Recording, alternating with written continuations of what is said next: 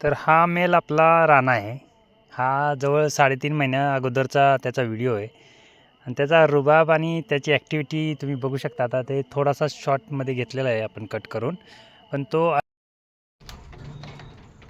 तर काल आपण ह्या प्राण्याचा व्हिडिओ केला होता एक, आणि खूप साऱ्या लोकांनी मला औषध वगैरे ह्या सर्व गोष्टी सांगितल्या होत्या.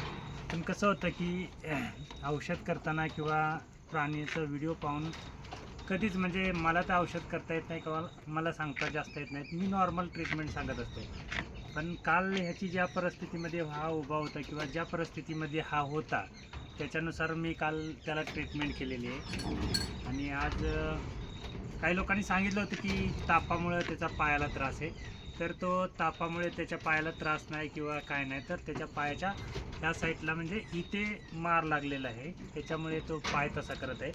कारण माझा 6 वर्षाचा एक अनुभव आहे की जरी एखाद्या प्राण्याला ताप असेल तरी असं लंगडणे वगैरे तसली काही गोष्ट होत नाही. कारण असे मेल आपण जे सांभाळलेले आहेत किंवा छोटे मेल, तर आज ह्याला सलाईन वगैरे लावलं. माझ्या शेडमध्ये 6 वर्षामधला हा दुसरा काळ असेल. एका फिमेलला मी एकदा सलाईन लावलं होतं आणि आज ह्याला सलाईन लावलेलं आहे. सलाईन लावून इंजेक्शन वगैरे केले. आता तो 20% त्याला बरं वाटते. अजून पायाचं ट्रीटमेंट केलेलं आहे थोडंफार, पण अजून सक्सेस नाही झालेला अजून त्याचं.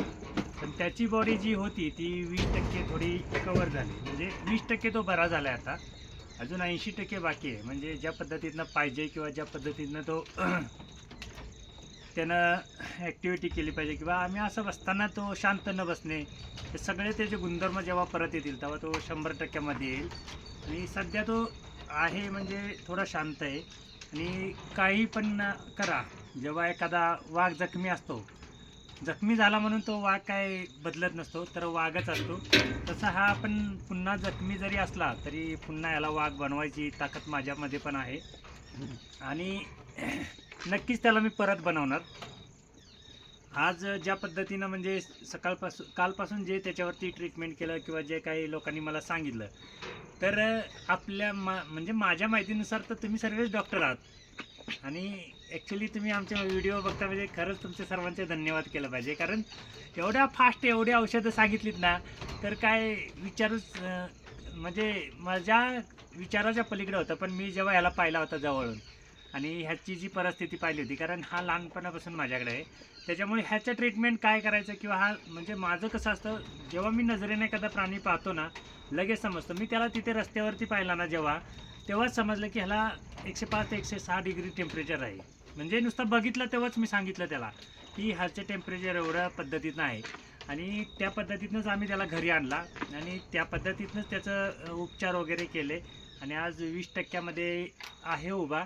अजून 80% रिकवर करायचं आहे. जशा तालमीत वाघ होता त्या पद्धतीतनं हा तालमीत जोपर्यंत येत नाही तोपर्यंत त्याचा उपचार केला जाणार आणि पुन्हा तो मैदान गाजवायला येणार आहे. त्यामुळे त्याला थोडा वेळ लागणार. एक महिनाभर तरी रेस्टमध्ये राहणार आणि 1 महिन्यानंतर हाच मेल आणि हाच रुबाब त्याचा कोणच त्याला हात लावू शकणार नाही. 1 महिन्याच्या नंतरची गोष्ट राहणार आहे. आज थोडंसं बरं वाटते त्यालासुद्धा आणि मलासुद्धा बरं वाटते. कारण त्या ज्या पद्धतीनं आज थोडासा उभा राहणे किंवा थोडंसं एक वेगळी ॲक्टिव्हिटी करणे, हा असा त्याचा जो रुतबा असतो, म्हणजे त्याची जी स्टाईल आहे ना, ती स्टाईल बघूनच एकदम हे वाटतं. आता तुम्हाला ह्याच्याबरोबर त्याचा जुना एक व्हिडिओ दाखवतो. जर काय आम्हाला ह्याला बाहेर काढायचं म्हटलं ना या वाघाला आमच्या, तर आम्हाला तिघांना पकडायला लागायचं होतं, तेव्हा तो गॅलरीत यायचा. नाहीतर आम्ही काय करायचो, असं खुराकाची रिश्वत द्यायचो. आणि जेव्हा खुराकाची रिश्वत द्यायचो तेव्हा तो बाहेर गॅलरीमध्ये यायचा. अशा पद्धतीनं हा म्हणजे असायचा. आज थोडा ओके आहे. आणि कधीच कुठला प्राणी 105 किंवा 106 डिग्री एका दिवसामध्ये कधीच जात नसतो. तो पहिल्यापासून थोडाफार आजारी असणार किंवा पहिल्यापासून त्याचं थोडं काहीतरी म्हणजे त्याला एन्जॉय झालेलं असणार आहे. कारण लगेच ह्यांची जी आजारपणाची ताकद आहे ती मला चांगली माहिती आहे. त्यामुळं लगेच कुठल्या प्राण्याला 105 आणि 106 डिग्री टेम्परेचर किंवा लगेच त्याने खाणं पिणं सोडणं असं कधी होत नसतं.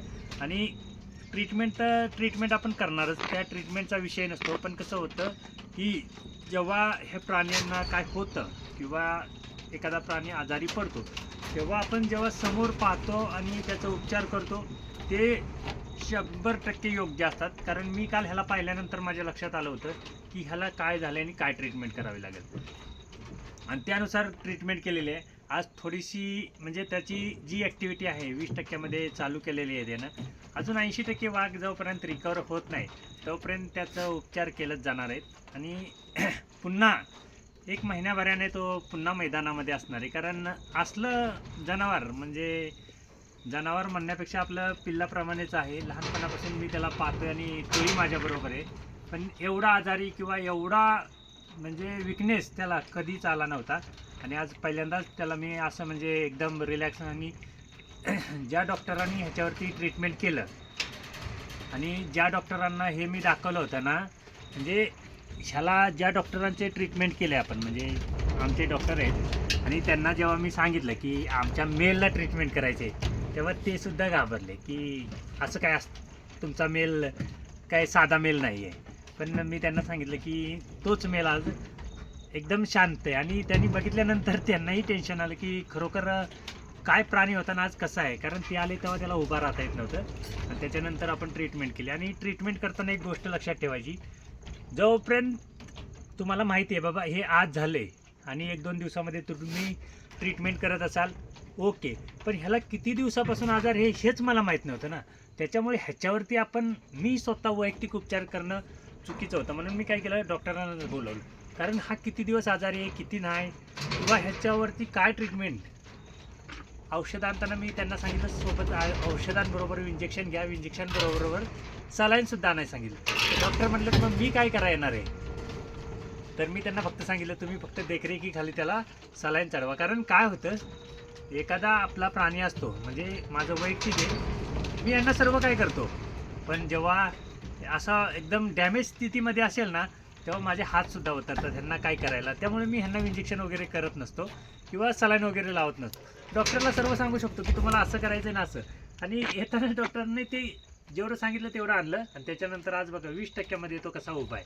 अजून जर 80% रिकवर झाला तर मग मात्र हा जो आहे आज जो हिरो उभा आहे ना तो एकदम म्हणजे शेड जे आहे ना हे एकदम गाजवून सोडणार आहे. फक्त थोड्या दिवसाची वाट बघायला लागणार आहे. आणि त्याची जी पायाची जी समस्या आहे आता काही लोक बोलली की तापामुळे त्याचा पाय वर झाला आहे वगैरे, तर कधीच म्हणजे जनावराचा तापामुळे पाय कधीच वर येत नाही.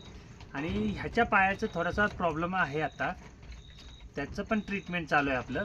कारण जो पाय त्याचा इंजॉयड आहे म्हणजे ज्या पायाला लागलेलं आहे ते आता मुक्का मार असल्यामुळे ते काही दिसत नाही. जखम असती तर दिसलं असतं, पण ते हळूहळू आपण त्याला रिकवर करू. आत्ता सध्या तो पिंजऱ्यामध्ये आहे आणि त्याचं चाललं आहे की मला थोडंसं बाहेर सोडा, तर त्याला बाहेर नाही सोडायचं, आपल्याला क्वारंटाईनच करायचं आहे त्याला. कारण तो लांबून आला आहे आणि अजून 15 दिवस, आणि 15 दिवसाच्या नंतर मी तुम्हाला याचे व्हिडिओ दाखवेन आता 15 दिवसानंतर. आणि मग तुम्ही सांगायचं की काय राणा होता आणि आज कसा राणा आहे. तर ज्यांनी त्याला पाहिला होता किंवा ज्यांनी माझ्यासोबत जाताना होते आणि काल त्यांनी व्हिडिओ पाहिल्यानंतर त्यांनाही शॉकिंग गोष्ट झाली की हे असं जनावर नव्हतं. कारण ज्या ओमनीतनं आम्ही नेला होता ना, ओमनी हलायची अशा पद्धतीने हे होतं. त्यामुळे असं शांत बसणारं जनावर नारी सुवर्णमध्ये नसतं. आणि वैयक्तिक मी सांगतो की नारी सुवर्णाचे जे मेल असतात, कोणताही मेल घ्या, 4 महिन्याच्या पुढे तो शांत बसत नाही. कुठलाच मेल, नारी सुवर्णाचा कोणाचाही मेल असू द्या, कोणाचाही XYZ, आणि त्यांनी प्रॉपर जर खायला घातलं असेल ना त्याला, तर 4 महिन्यामध्ये कधीच तो शांत बसणार नाही. कारण 4 महिन्याच्या नंतर आता माझ्याकडे पण हे बघा समोर आहेत, आणि ते बारामतीवाल्यांना मी त्यांचा व्हिडिओ पाठवलेला आहे. तर ते म्हणतात की अशा पद्धतीतलं मेल कसं काय, आणि ज्या पद्धतीतनं तो ॲक्टिव्हिटी करतो ज्या पद्धतीतनं मी दाखवलं होतं.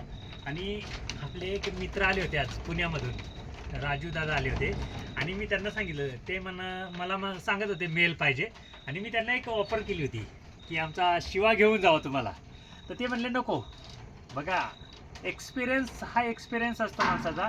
त्यांच्याकडे 115 बोकड आहेत आता, आणि त्यांना मी दाखवलं तर ते पहिल्यांदा हो बोलले, आणि जेव्हा त्यांची शिंगं पाहिलीत ना ते म्हणले हा एकदम डेंजर असतो. म्हणजे बघा माझ्यापेक्षा अभ्यास त्यांच्याकडे पण आहे, तसं माझ्यापेक्षा तुम्हा सर्वांकडे अभ्यास आहे. कारण तुम्ही ती मला ट्रीटमेंट सांगितलं ना त्यावरती माझ्यापेक्षा तुमच्याकडे अभ्यास आहे. फक्त कसं आहे की तुम्ही फोकसमध्ये येत नाही, त्याच्यामुळे तुम्ही कुठे आहात कुठल्या कोपऱ्यात आहात हे कोणाला कळत नाही, त्याच्यामुळं तसे. बाकी तुम्ही ट्रीटमेंट करू शकता, कारण ज्या अर्थी तुम्ही औषधांची नावं सांगू शकता किंवा ज्या अर्थी तुम्ही सर्व गोष्टी सांगू शकता त्या अर्थी तुम्ही सुद्धा डॉक्टर आहात आणि तुम्ही हे अनुभवी डॉक्टर. आता मी प्रॅक्टिकली म्हणजे शिकणारा डॉक्टर आहे. आपण काय जास्त म्हणजे हे इंजेक्शन टोचान हे गोष्टी होऊ नयेत ह्याचे उपाय मी करत असतो. आणि तुमचं कसं आहे, तुम्ही इंजेक्शन टोचण्याचा उपाय करत असता. पण मला काय आहे, माझा एखादा प्राणी आजारी झाला ना की मला वैयक्तिक ट्रीटमेंट करता येत नाही, कारण माझं आणि त्यांचं एकदम हे असतं क्लोज रिलेशन. त्याच्यामुळे त्याला इंजेक्शन टोचणे किंवा तसल्या काही गोष्टी मला ना एकदम भीती वाटते. म्हणून मी काय करतो, ते आजारीच होऊ नये म्हणून गोळ्यांवरती मेंटेन करतो आणि जे काही खुराक किंवा खाद्य असेल त्यांना त्याच्यावरतीच मेंटेन करतो. अर्थान की